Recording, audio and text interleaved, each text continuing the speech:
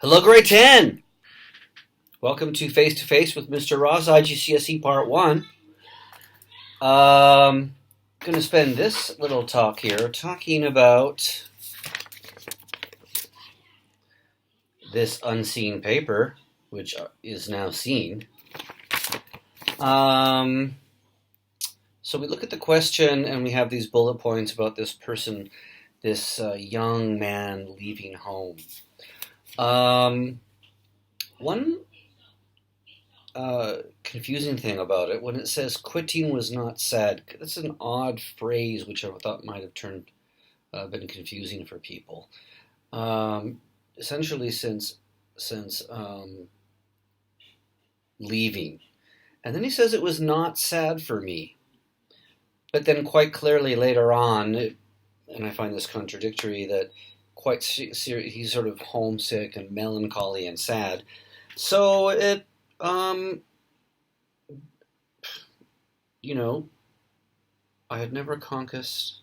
Okay, so it does seem to be a bit sad, in my view.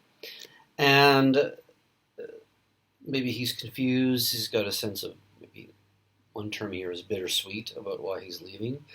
But some people also seem confused. It says here, well, there had been the comfort that waiting for me back home was my room. I had a home and family in a place I would sooner or later return to. It mattered little where the place was, it existed and it was mine. And then, no point now in keeping a place for me at home. So some people are saying, some of you are writing, well, does this mean he'll never go home again? He can't go home, he won't go home. In actuality, I think that he could go home, but it's more the place that home has in his life. So now he's moving into a new phase of his life. It's known in the genre of Bildungsroman, or in just plain English, it means coming of age. You're changing into a new phase in your life. And that's what the overarching theme of this particular extract is about. And when it says home wasn't home anymore, never would be again, it seems he accepts his situation, but there's a sense of finality, and he accepts his situation, but he's obviously still very sad about it. And it's a very powerful experience for him to leave. Okay.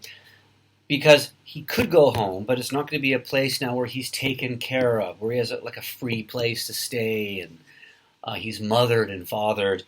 Because he's going off to university, he's expected now to be independent. Okay, so there are, now, and there's very rich language here that some of you tried to delve into. A lot of you didn't try to delve into it. Yes, people talked about, my parents took me to a jetty at Milk River, sugar plantations, mills, pale green fields. I think he's looking very wistfully and kind of romantically at where he's from and watches it. So he describes some of the landscape of what's going to be his former home. And when we have language like dark, dusk, okay, so darkness is coming, which has some sense of foreboding, kind of a negative connotation. So there's some diction there. Muddy sea, muddy is, dirty, muddy water is also, not a very positive feeling as well. And so this idea of muddy shore, I would say muddy sea, dusk, perhaps might symbolize his apprehension, right? He's concerned, he's on his way, he's leaving a sense of security and stability of his youth, and he's going off to study university. So, he's aware he's probably 18, 19, and he'll be expected to take care of himself, okay, after that. And then we have this idea here, what was it? The way he tells about his departure. And so he's, again, this language, like dead of night, towering mountains, okay? again, which is, definitely sort of evokes sort of a negative feelings or emotions that he has toward what's happening. Okay, um, and and as he looks at the mountain's feet, sort of, we have this example of personification, the city lights twinkling. Uh, you could trace the street lights to the hills behind the town. He's seen all this idea of what was familiar is fading away now.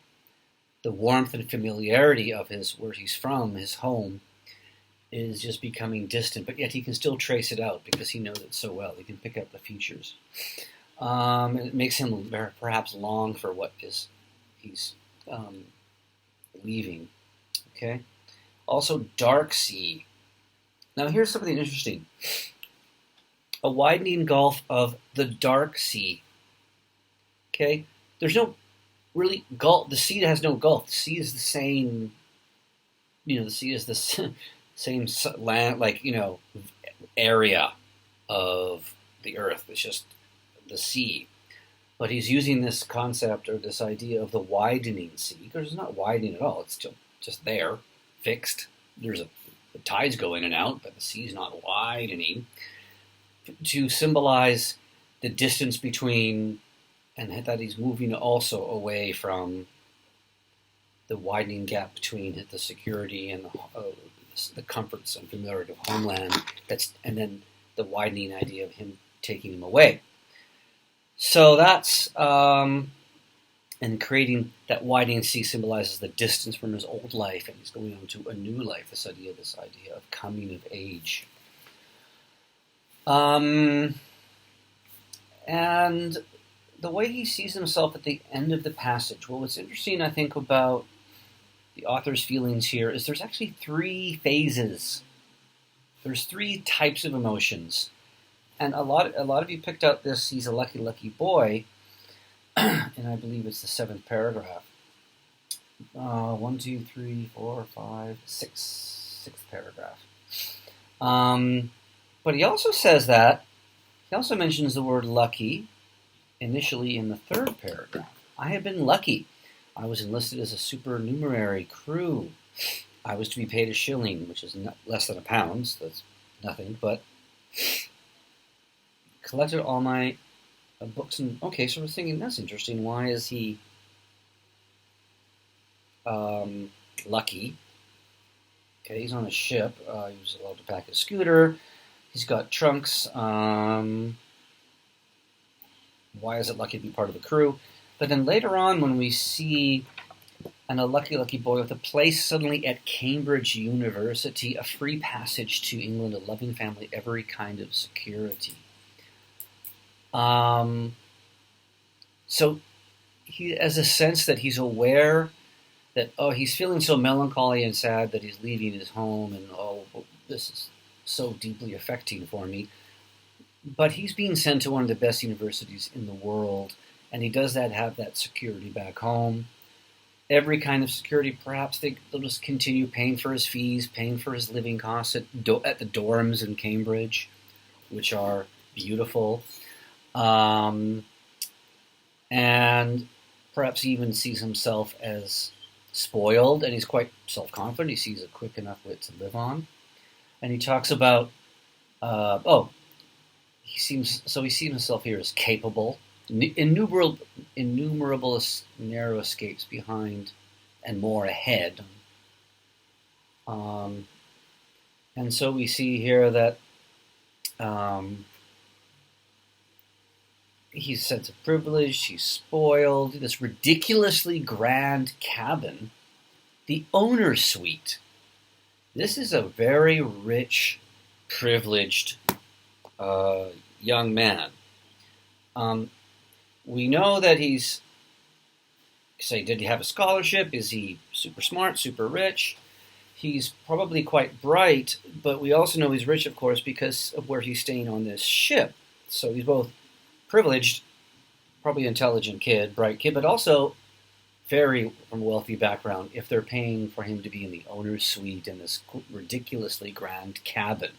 So that idea of him, he accepts his, he's full of sorrow, melancholy, a sense of being wistful, He's aware of the power of the moment of leaving his home. Yet he's also conscious that he's a very privileged, perhaps even spoiled person who is being sent to one of the best universities in the world, and everything's paid for, and he's traveling in luxury on this ship. But there's another distinct feeling, or it says here, the way he sees himself. Well, that's that second last paragraph is the way he sees himself. But there's another kind of emotion, I think, that's worth commenting on just in the last few lines. I think it's not exactly addressing the third bullet point, but we see all this angst and sorrow and my home, and I miss my homeland, and the feelings of leaving where you're from, and the powerful emotions there. Then he says, well, actually, I'm very lucky. Oh, and I forgot to mention here, a bit confusing, and cried. Why is he crying? Does he feel like I'm upset? I miss my home, but I'm also overwhelmed with the idea of how lucky I am and privileged I am. Maybe are these truly tears of sorrow, or a sense of how lucky he also feels he is, and these are sort of contrasting emotions that just merge together and overwhelm him. Okay, and the beautiful language here, I think, was, I was to stay all at sea for longer than the voyage to England. Well, there's a dual meaning there. The denotation of I will stay at sea for longer than the voyage. I was at sea, all at sea. Okay? So he's literally on a ship on the sea. It's a long journey.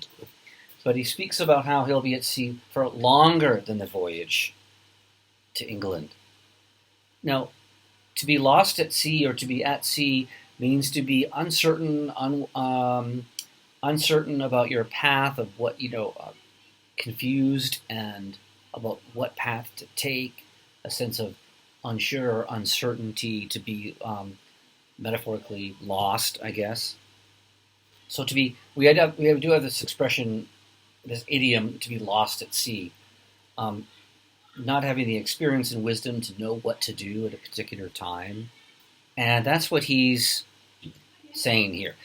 It might be who knows, it might be supposed to be a 3 or 4 week journey on the ship, but he's quite sure that probably for months, as he starts his new life in a new country, studying not high school but university, he will be unsure, uncertain, insecure about how to be successful, how to make something of his life in this new place he's at.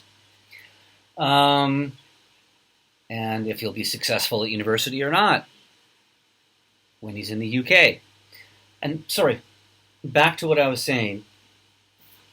We see this, I will stay at sea longer than the voyage to England. We have the last paragraph, which took 3 weeks. A bit short, like an incomplete sentence fragment that's kind of dismissive. The tone changes a little bit. And it says, the ship's engines kept breaking down in the August heat in a heaving and windless Atlantic surrounded by whales. The whales part sounds good.